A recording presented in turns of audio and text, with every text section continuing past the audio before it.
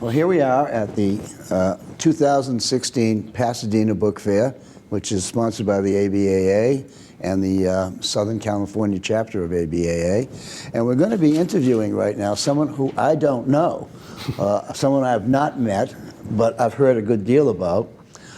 It's Alexander Akin from Bolerium. And Alexander, do you prefer being called Alexander or Alex? It doesn't make a difference. Either is fine. Okay, Alex. Tell us something of your background, family, what your mom and dad did, siblings, your education. Take us up through the time you graduated from wherever it was you graduated from. So start off. Sure. Well, I'm the oldest of 4 kids.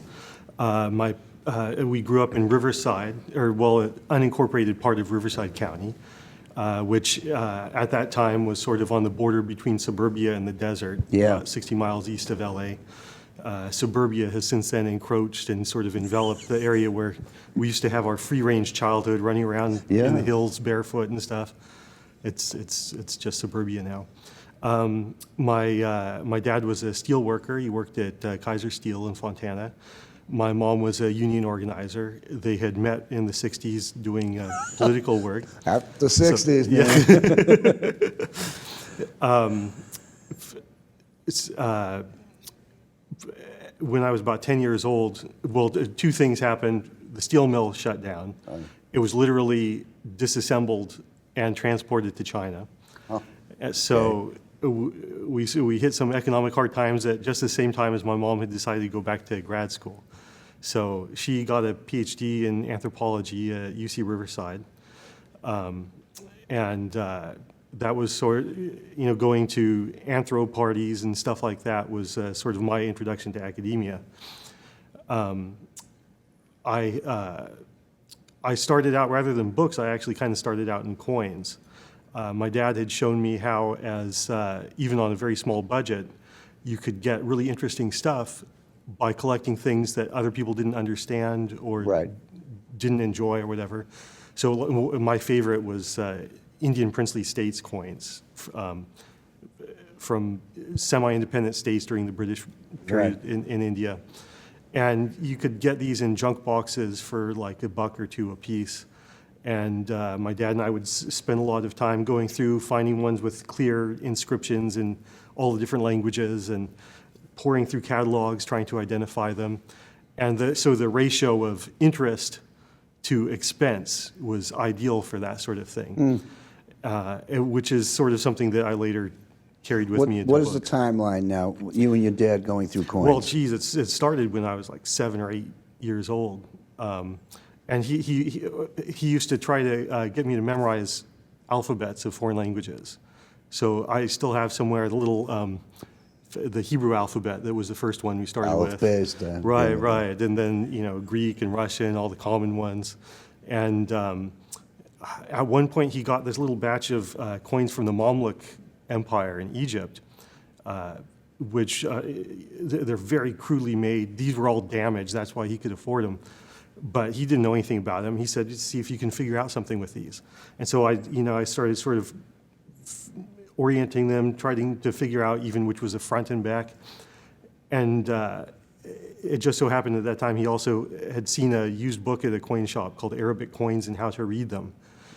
Quite a specialty, right? Yeah. But using that book, which it was sort of lesson by lesson, examples, you test yourself and so on, learning the Arabic alphabet, learning the basics of how medieval numismatics in the Islamic world worked. He saw how into it I was getting, and he gave a call to the dealer who he'd bought these from and mentioned that, and he invited me to go up and work for him for the summer. Oh. A guy named Steve Album up in Santa Rosa. And so that was sort of the beginning of my experience with retail in sort of an esoteric field. So through high school, I went up there every summer. I got into UC Riverside, where I also studied anthropology with a minor in Chinese. And I would work for Steve for a couple of weeks in the beginning of the summer, and then use that money to go and backpack in China, improving my language abilities and stuff like that. So I just barely squeaked into UC Riverside. I had terrible grades in high school. I found it very stultifying and boring. I would ditch classes and hang out with my girlfriend instead. But Not a good move. yeah, really. yeah. But once I got into UC Riverside, I mean, opening the door on the Chinese language was just a life-changing experience for me. And What's the timeline? so this is when I was undergraduate. So What was I was the like, year? I started. Oh, that would have been 1993. Okay. So when you got through school and you got through your anthropology degree, et cetera, what did you do next? Well, I went on to grad school. I got into a program at Harvard. I started with Mongolian history, but I quickly realized I couldn't really do that seriously because I'm a vegetarian, and you can't do fieldwork in Mongolia and be a vegetarian. That's for sure. So I fully switched to Chinese history. I took a break at one point. I moved to San Francisco, worked for the Hong Kong government has an economic and trade office there. I did some coin work on the side while doing that, but I felt the pull of academe. I went back and I got my Ph.D. in Chinese history. When I was ABD, or all but dissertation, my wife had a fantastic opportunity in San Francisco again to work. And although I love Boston, Yeah. the winters, I grew up in Southern California. Please, So, yeah. don't tell me about the winters. I got to go back. So I was like, we've got to do this and move to San Francisco. So we had a 1-year-old daughter at that time. I left out the whole part of meeting and marrying my wife in China, but okay. So we had a 1-year-old daughter at the time, and so I was in the writing stage of my dissertation. So while my wife's at work, I'd be taking care of my daughter, writing. But I would get stir crazy, you got to go out and do something. So I had sort of started collecting a little bit when I was in grad school. Actually, I'd been sort of scouting for a shop called McIntyre & Moore that used to be based in Cambridge. Yeah. Going to, the usual suspects, library sales, thrift shops and stuff. Also, there were amazing things in Cambridge on recycling day. Yeah. One of the best books I've ever seen, I pulled out of a recycling bin between some newspapers. And this is before I was really in the mentality of selling. Right. I donated that to the Harvard Yenching Library. And later a friend said, "Are you insane?" It was this book of poems and photographs by a French housewife in Saigon, dedicated to the glorious soldiers who helped keep Vietnam French. And it was in this elaborately embroidered silk cover. It was just astonishing, and it was between some newspapers in someone's bin. So anyway, when I was in San Francisco later, I'd do some shopping online and stuff like that, and I found the shop had some stuff I was looking for, and it was right here in town. It was Bolerium Books. Yeah. So I strapped Ella into the baby Bjorn, got on the train, and I walked in there, and it was this place without a sign on the street. Right. But you get up to the third floor, and it's this vast cavernous room with books wall to wall. Wall to wall. And sitting in a pile on the floor, first thing I noticed was a stack of pamphlets by Gus Hall, the former chairman of the Communist Party. Yeah. And I said, "Oh my gosh, look at all those Gus Hall pamphlets." And John later told me it was as if I had the word sucker printed on me. I was like, we're debating whether to pulp them,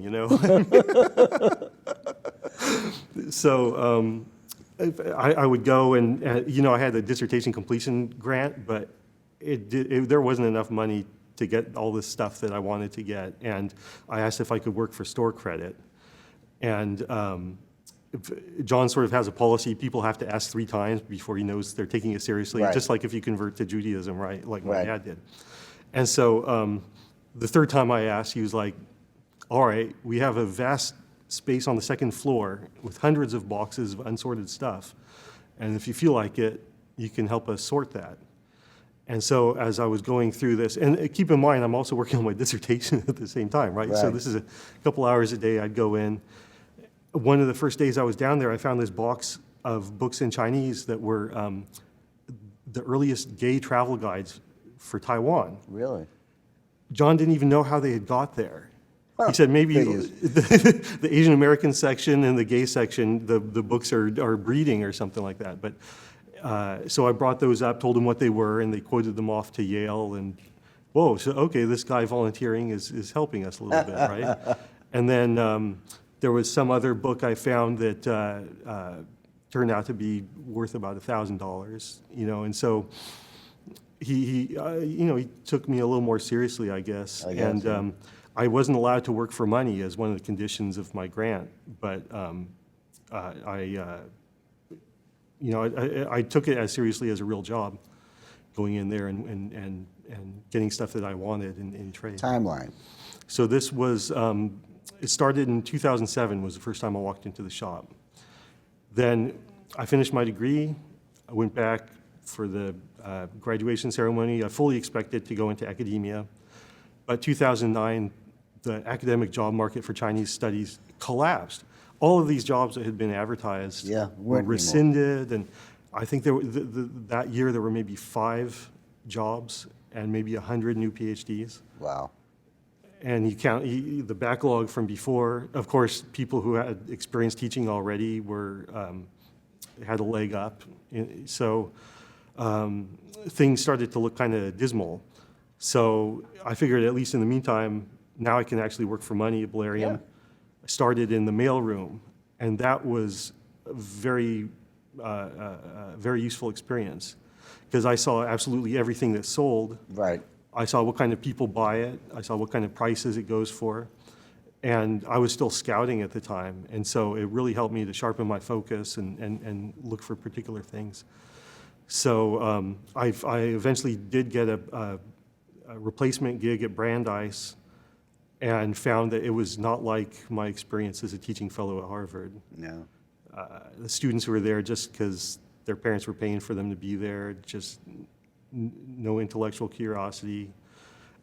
I was also teaching in the mornings at a private school called Roxbury Latin. Well, of course, I know that. Most people won't, but I do. Yeah, that was a fantastic experience. A lot of bright kids go. Oh, absolutely, incredible. You know, but that was just for a temporary gig. So once that was over, I decided also my wife's career had really blossomed. Oh. It didn't make sense to go into this teaching profession where you travel around the country looking for various things until you get tenure, when she's making far, far more than I would ever make in academia. Good man. So, and she could subsidize this lifestyle of being in the book business, which in a place like San Francisco, I mean, you have to sort of be a very long-term resident with some sort of either rent control or something to be able to live there on a bookman's salary. Oh my God. Yeah, Some of the houses there are just ridiculous. yeah. So so you started working full time. Yeah. What was the timeline on that? So 2009. the time when I went to Brandeis was 2010. So after that was over, it was just fully integrating into Bolerium. And after a couple of years, John very generously let me become a junior partner, give me a share of the business. I had a lot of consignments and stuff like that, which became property of the shop. And so since then, I've been working to develop new arenas for the shop and so on, based partly, on my academic experience in Asian studies, and also, my personal background from my parents' activism.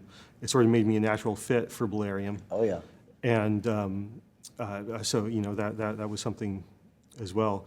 Also, because of my interest in foreign language materials, the existing categories, things like gay studies, I can scout in other countries and find material. Even things like African American studies. One of the sort of little subspecialties we have now is Chinese materials about the African American civil rights movement. Really? Everything we brought to this fair, I think, is already sold in that field. But it's small, but actually there's a lot of interest now. Okay. Let me ask you this then. Yeah. Now, so you've been in the book business full time now for approximately 4 or 5 years. Right. Okay, when you started in the book business, to what extent were you computer literate? Laughing like you didn't know anything, right?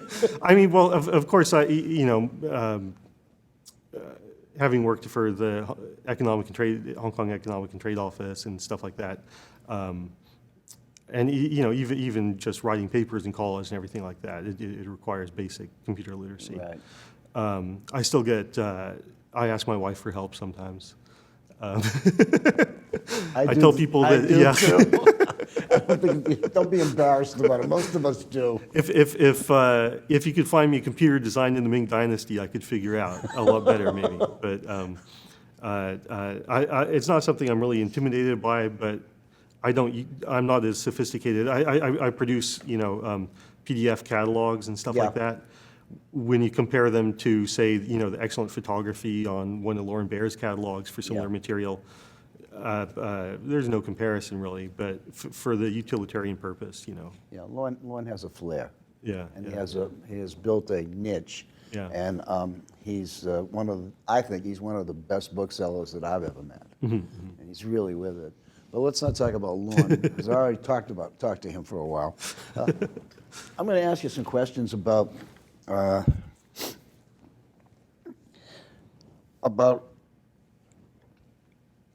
not just the computer, but if you were to categorize Bolerium's business, or at least your activity in it, what percentage of your sales go on the internet, walk-in, catalog, book fair? Can you assimilate in your mind some percentages for us? The largest single category is from our Thursday updates. We have this want system where people can sign up for categories they're interested in. A lot of librarians, private collectors, all sorts of people sign up for that. And so anything that's been cataloged over the past week in the fields that they've signed up for, they get first crack at it. The email goes out on Thursday morning. And it varies from year to year, but it may be about a third of the business, something like that. Direct quotes to institutions are the second. The sales on venues like Amazon and Abe are only about 10%. Walk-in is also less than 10%. Catalogs are a little over 10%, I think. But far and away the best is that Thursday morning update system. That's your main selling It puts things right in front of the people who Right. specifically expressed interest. Yeah. No, that sounds like really good. I've known John for a long, long time. And is Mike still there? No, he retired a few years ago. Yeah, I like Mike. He's like a socialist, but. What do you see as some of the challenges we face as booksellers in the next 5, 6, 7, 8 years, presuming there is a business? Right. I think there is. I think about these things all the time, and most issues, changing tastes or whatever, you could see how, pieces might move, but there's some sort of solution to it. Prices will go down in some areas, but interest in others goes up. But one that I find really perplexing and difficult to solve is the rise of rents in urban areas. So many shops have closed so quickly because of this issue. And there will always be a few small spaces, because of eccentric landlords who just enjoy de facto subsidizing a place or something like that, or people who had enough capitalization to buy a property in the first place. But that to me is the single most worrisome trend. I mean, you have wonderful space at Bolerium. We're very lucky. You're very lucky to have that much space, Yeah. and apparently at a reasonable price, otherwise you wouldn't be there. We've had some interesting luck in the past where, San Francisco goes through these booms and busts. Right. Often when the lease came up for renewal, we had just endured some sort of crash, like in the the earlier .com bust. Yeah. This time was the most worrisome because things were still going, great guns, rents are doubling and so on. But our landlord was very generous, and we got, minimal increases and a lease now to 2021. So it gives us some breathing It's easy room. to get there. You just take the BART. Yeah, it's a block and a half from public transit. Right. Yeah, I mean, that for me was great. Yeah. Because I didn't have to schlep my car and look for a place to park. Right. And parking is not very good where you are. Yeah. We found a guide to San Francisco bookstores from the 90s, which was written by a husband and wife team. And they mentioned that they were afraid to leave the car in that neighborhood. So one of them stayed in the car with all the doors locked, while the other one scouted. the other braved the buzzer on the door and going up the dark stairway. Right. And we couldn't help but laugh. I mean, Mark Zuckerberg lives like a mile from us now, but the neighborhood is still very rough. Yeah. There's still, prostitutes and drug dealing in their parking lot and stuff like that. Yeah, But, and there's all well, kinds of things going on. Every time I get the urge to complain about that, John reminds me, if they weren't doing it, you and I would have to dress up and go do it ourselves to keep the rent down. So, Okay, let's leave that one off the table, please. What do you see as the greatest challenges facing the antiquarian book trade in the next 5 to 10 years? well, aside from that issue of difficulty in finding store space and stuff, changing tastes. I don't see the problem that some people see of people no longer collecting. It's just they collect other things. A lot of people who are our customers, they live in relatively small spaces in San Francisco. I think that's one of the factors that's driving people collecting more ephemeral material instead of shelves full of books. More visual kinds of things. I see there's a big boom in photography. Yeah, we don't do too much in it, but certainly looking at the stuff on display at the fairs, right? But there are people who are interested in the content and the sort of more meaty stuff. It's just that it's difficult in a place like San Francisco to have the space to assemble a really large library. What percentage of your business is to the trade? Well, it used to be we had a lot more people scouting. I think a lot of scouting has just moved to the internet now. So people scout the booth at the fairs, usually the best-selling part of the fair, as it is for a lot of people.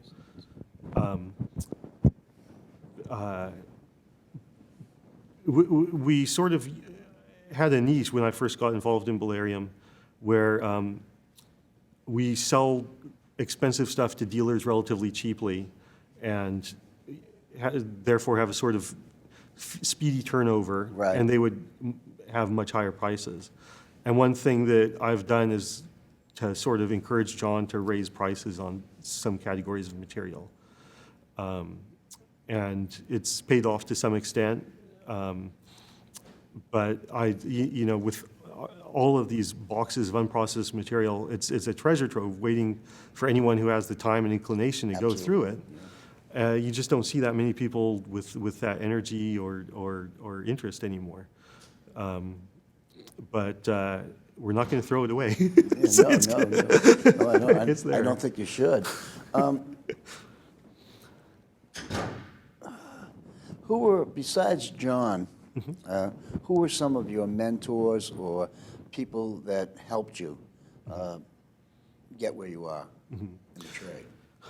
Well, I have to give some of the credit before even being involved in books to Steve Album in terms of understanding the collector mentality. Of course, you don't have libraries, but you have museums, other institutions looking at coins. The guys at McIntyre and Moore, I don't know if they even knew my name. I used to come in every week with the rolling cart full of stuff, and I learned a lot from them about what for an open shop like that on street level was good and saleable. Of course, a shop like ours that's not on street level You have to know about who you are. Yeah, right, right. You're a destination shop, not Right. a walk-by. And, seeing Lorne, how he has dealt with oftentimes similar material, that's been very instructive to me. Was it difficult for you to matriculate into a society that sells mostly English language material?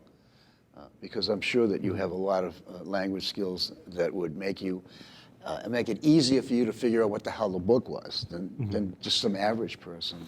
Oh, it's great being in a field where there aren't a lot of people who do the same stuff that I do.